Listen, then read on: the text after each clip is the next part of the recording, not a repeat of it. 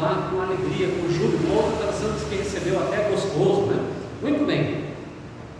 Primeira coisa, não seja escutador da palavra de Deus, porque tem pessoa que escuta, entra no ouvido e sai para o outro. Tem uns que fingem até que nem ouviram.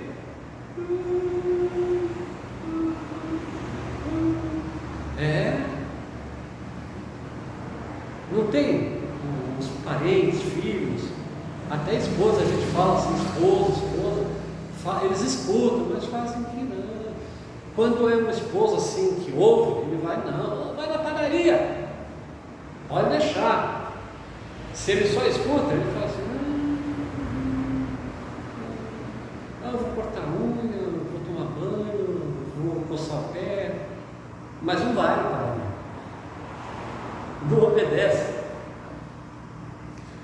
Aquele que ouve a minha palavra, aquele que obedece a minha palavra e crê naquele que me enviou. Quem enviou Jesus? O Pai, Deus Pai. O textuário da Bíblia, qual é? Lembra? Começa com o porquê que explica. O texto mais importante da Bíblia. Porque Deus amou o mundo que uma outra tradução vai falar enviou, enviou, né? Então aquele que me enviou é Deus, o Criador dos céus e da terra, do mar e de tudo que neles há. Aqueles que Israel adorava sem conhecer, porque se conhecesse a Deus não teriam crucificado Jesus. Foi o que Pedro disse aos principais do Sinédrio. O que acontece? Aquele que ouve a minha palavra e crê naquele que me enviou, o que acontece? Tem vida eterna. Essa palavra no grego é zoe. Tem muitas mulheres que são zoé, zoe, não, são batizadas, registradas com esse nome, porque é um nome grego também. Zoe é a vida de Deus. Percebeu como o negócio aqui é profundo, forte?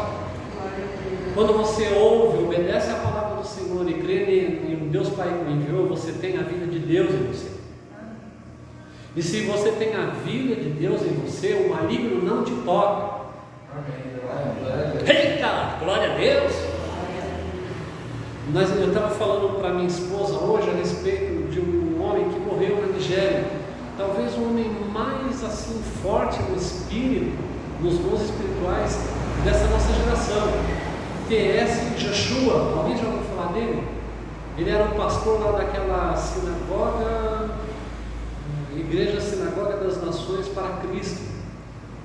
Ele é impressionante, ele curava pessoas com câncer, as pessoas chegavam com câncer na boca, nos olhos, e ele passava tocava as pessoas. Os endemoniados então iam lá, o demônio na igreja dele, bravo para burro, tinha até que tirar a roupa para brigar com ele lá, e ele só tocava, mandava sair, com a autoridade de sair. Esse homem, ele criou vários programas de incentivo a delinquentes que roubaram e queriam reconstruir a vida. Também a mulheres que tinham vindo da prostituição, não queriam mais a prostituição. Ele ajudou muita gente. Vinha gente de todo mundo, inclusive no Brasil, de várias partes do mundo, e ele foi por várias partes do mundo. O interessante foi a maneira com que ele foi achado. Teve um culto sábado de manhã e ele pregou, e Deus usou a vida dele. No final do culto ele falou assim, que o crente, ele acaba o culto, ele volta para casa. E ele lá naquele estrutura da igreja dele, que é um quarteirão todo, ele tinha um quartinho lá que ele dormia, porque ele faz vários cultos por dia, fazia. E ele então foi dormir no quarto e demorava, foram lá ver como ele estava, quando chegaram lá ele já estava sem vida. Foi um homem muito interessante, ele sempre sorrindo, e a igreja dele ajudava as pessoas pobres. Às vezes as pessoas iam com as doenças, enfermidades lá, como era uma igreja que tinha muita gente rica, eles davam dinheiro, eles davam arroz, eles davam ração, eles ajudavam a construir casa. Eu acho que todo mundo ficava mal,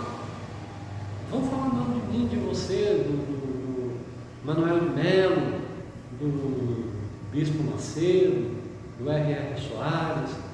Sempre tem gente que fala mal. De quem?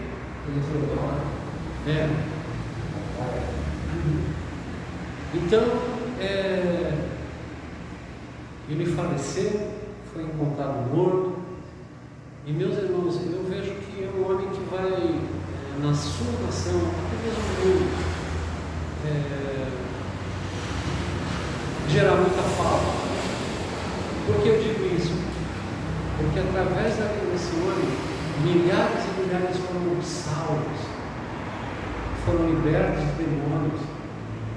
Mas eu aprendi com ele um negócio interessante. Aprendi com ele que existem demônios que perturbam até crentes durante o período do sono.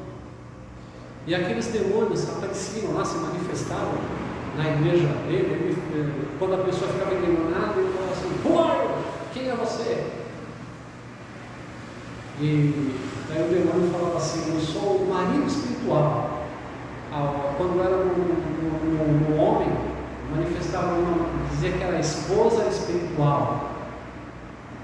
Muito bem. Esses dois demônios aí são demônios que perturbam o sono das mulheres. Esse marido espiritual, ele vem, seduz, persegue, inclusive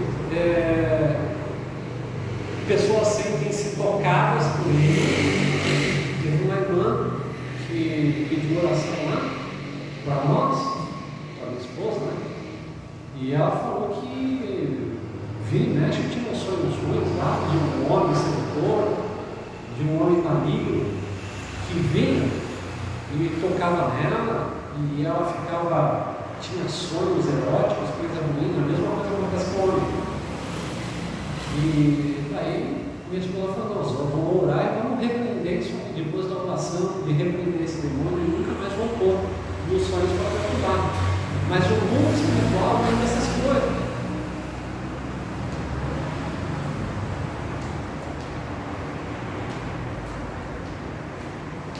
Louvado seja o nome do Senhor. Precisamos crer no Senhor Jesus Cristo. Precisamos crer em Deus Pai para ter a vida eterna. Então, aquele que ouve minha palavra e crê naquele que me enviou, primeiro, tem a vida eterna. Os textos nunca falam terá, mas tem a vida eterna. Depois fala mais o quê? Não entrará em condenação, porque aquele que não crê já está condenado, diz a palavra. Tem muita gente que já está condenada porque não crê. Isso é terrível. E a terceira promessa nesse texto: passou da morte para a vida. Tem pessoas que estão vivas, entretanto mortas espiritualmente. Então, quem ouve a palavra de Jesus e crê naquele que o enviou, tem três promessas. Já tem a vida eterna, não entrará em condenação, mas passou da morte para a vida. Se você gosta do português, você tem três tempos verbais aqui. Tem a vida eterna, presente. Não entrará, futuro, na negativa, não entrará na condenação. Passado, passou da morte para a vida. Três tempos verbais aqui. Isso é palavra, João 5,24, vai nos dar a certeza da vida eterna. Pode o diabo chegar e querer te acusar: você faz isso, você faz aquilo, você não sei o que lá, você é casca de jaca, você é pavio curto, e tantas coisas que o diabo fala. Mas você vai falar com o diabo: eu tenho a vida eterna, não entrarei em condenação, mas passei da morte para a vida. Louvado seja Deus. Vamos ver 1 Timóteo, capítulo 1, verso 15. 1 Timóteo é quase perto de Hebreus ali.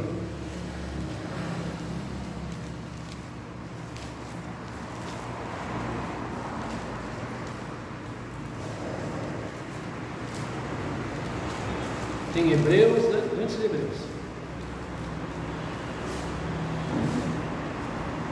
Timóteo era um moço crente.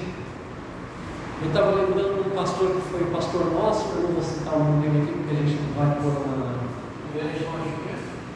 1 Timóteo, capítulo de número 1, verso 15. Tinha um pastor que a gente foi membro da igreja dele e obreiro naquela igreja também, né? Ele teve um filho que a gente deu aula, hoje está com 35 anos, e ele falou, eu estava ouvindo ele essa semana, o filho dele na adolescência estava dando trabalho, ele virou para o filho dele assim e falou assim, você merece um inferno, né? Porque quando você tinha 5 anos, teve um surto de meningite, estava morrendo todo mundo, eu orei a Deus, fiz um voto com Deus, pedi para você não morrer, você não morreu, agora você quer desviar? Olha, eu falei assim, esse é um pai corajoso, né? Vamos lá então, 1 Timóteo capítulo 1, verso 15. Essa palavra, essa é uma palavra fiel e digna de toda a aceitação, que Cristo Jesus veio ao mundo para salvar os pecadores, dos quais eu sou o principal. Que coisa, né? Isso é muito importante também na evangelização. A gente vai aprendendo. Uma vez eu estava falando assim, Deus quer salvar vocês dos seus pecados. Daí o camarada virou assim para mim, por isso que a gente tem que ter preparado para pegar o evangelho por aí. E você não peca, não? Daí eu comecei a falar isso, dos quais eu sou o principal. Se o apóstolo Paulo falou, veio perdoar o meu pecado, o seu pecado, o pecado da nossa família.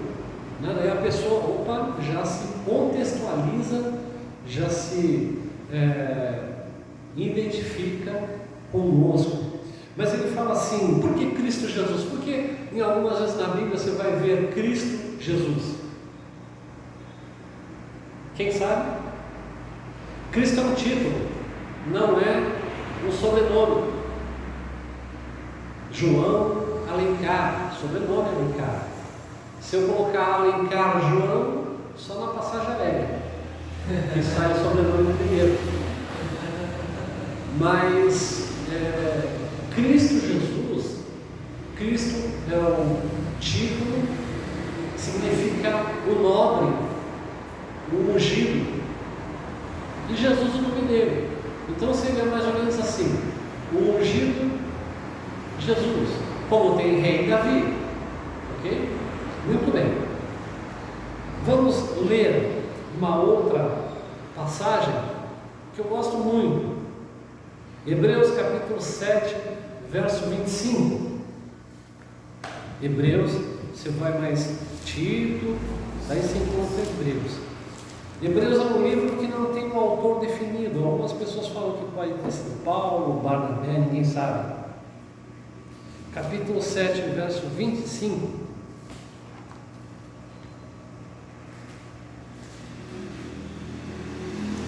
Portanto, pode também salvar perfeitamente os que por ele se chegam a Deus, vivendo sempre para interceder por eles.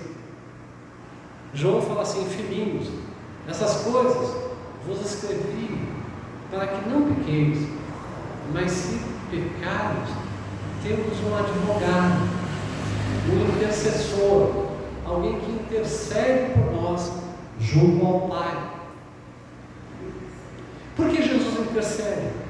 Porque o preço foi alto.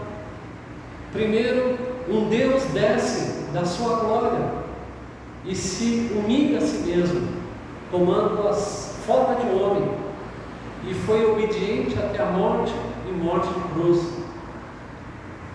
Aqueles anos que ele viveu, aquelas experiências que a Bíblia narra e as que não narra, não são narradas. Como uma irmã me contou, eu fiquei assim realmente pensando quão verdadeiro é isso. Jesus ele subia no monte para orar, e quando ele subia no monte muitas vezes era frio, e ele ia subindo, ia sentindo como se fosse agulhas no corpo.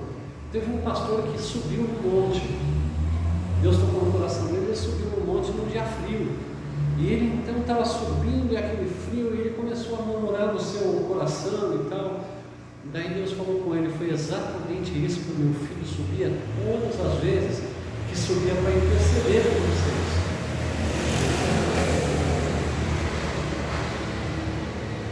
E Jesus é intercessor de tal maneira que, como João escreveu: filhinhos, essas coisas eu vou escrever para que não pequeis. Mas também está escrito em 1ª carta de João, capítulo 1, versículo 9: se confessarmos os nossos pecados, Ele, Jesus, é fiel e justo para nos perdoar os pecados e purificar de toda a injustiça.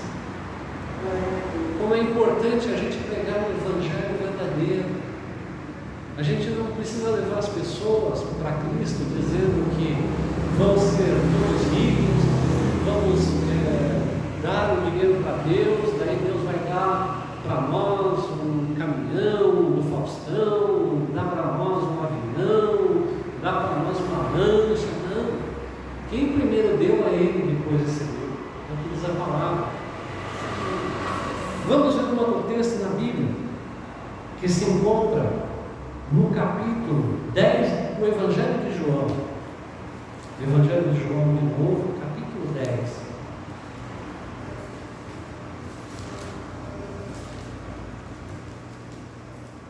Eu não vou dar toda essa matéria hoje, vou parar com esse versículo, com o próximo versículo, perdão, porque é uma matéria que eu quero dar bem devagarzinho. João 10, versículo 28. E dou-lhes a vida eterna, e nunca hão de perecer, e ninguém as arrebata das minhas mãos. Versículo 27 fala assim: as minhas ovelhas ouvem, ouvir é obedecer, né? A minha voz, e eu as conheço, e elas me seguem. Como é que a gente vai saber se a gente de fato é uma ovelha de Jesus? Se a gente ouve, se a gente obedece. Ao invés de pecar, a gente renuncia ao pecado.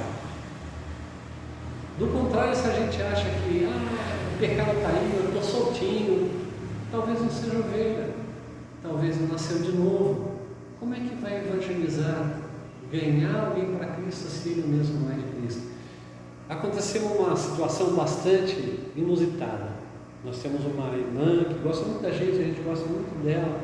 A gente deu aula para a filha dela quando a filha dela era novinha, isso há mais de 30 anos atrás. A Cássia. A Cássia, ela era doidona, ela fumava maconha, se doidava, vivia na vida louca, e ela então encontrou um moço. Por isso que é importante crer no Senhor Jesus, ela sabe tudo. Tua casa tem em mente que Deus não mente, Ele salva mesmo.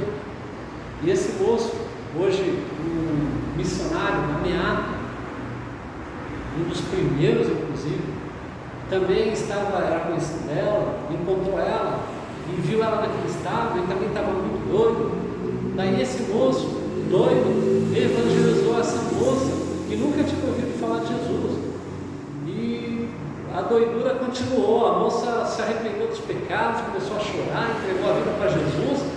Aquele barato que estava baseado na cabeça do outro lá, que evangelizou, já saiu. Os dois se arrependeram. Aquele moço falou: não, eu vou levar as coisas de Deus a sério. E essa moça foi para Cristo a resposta. Durante muito tempo a gente ainda cuidou dela lá, né, irmão? E está firme na fé hoje, passou por muitas lutas. Ela era mãe solteira, e esse moço deu a vida todinha, desde aqueles 30 anos atrás até agora, até o momento, para a obra missionária. O Evangelho é o poder de Deus. Eu gosto quando Paulo fala: ai de mim se eu não evangelizar. É coisa tremenda. Mas nós mesmos temos que ter a nossa convicção. Porque tudo aquilo que não é feito por fé é pecado. Se eu oro, eu tenho que ter fé. Se eu evangelizo, eu tenho que ter fé. Se eu faço algo por Deus, eu tenho que ter fé que Ele existe e que Ele é recompensador daqueles que o buscam. Esse capítulo 10, Jesus fala: eu sou a porta. Aquele que entrar por mim será salvo. E nós sabemos que a porta, ela é estreita. E muitos tentarão entrar pela porta, mas não conseguirão. E eu vou dizer por que não conseguirão. Porque amam mais o presente século do que a salvação, a eternidade vindoura. Não são daqueles que encontram a grande pérola e vendem tudo para conquistá-la, mas falam: não, eu vou me contentar com isso. E essas pessoas o diabo faz de peteca, joga para um lado, joga para o outro, engana. E toda vez que o diabo vir com a tentação dele, nós temos que rejeitar o nome de Jesus e resistir ao diabo, porque já somos sujeitos a Deus e o diabo fugirá de nós. Por isso que ele fala: as minhas ovelhas ouvem a minha voz, e eu as conheço, e elas me seguem, e eu dou-lhes a vida eterna. Jesus tem o poder para dar a vida de Deus para aquele que nele crê. Louvado seja Deus. E nunca hão de morrer, ninguém as tira das minhas mãos. Ninguém tira a nossa vida das mãos do Senhor. Ele está conosco, e mais do que isso, nós estamos nas mãos dele. E é assim que nós vamos sair daqui nessa noite, convictos cada vez mais que estamos salvos, que se o nosso coração parar de bater, nós vamos ser recebidos por Deus.